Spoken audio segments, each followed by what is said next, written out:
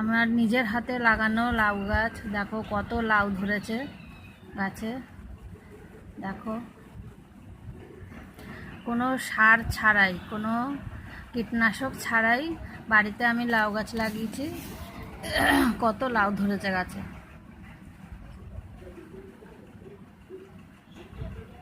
দেখো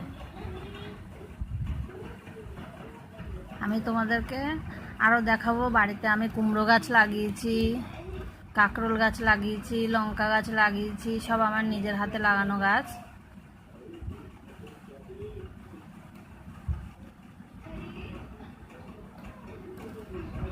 দেখো লাউর কত ফুল এসছে সব ঘরের চালের ওপরে। লাউ দেখলে তো কেউ বিশ্বাসই করবে না যে ঘরের চালের ওপরে এত লাউ ধরেছে।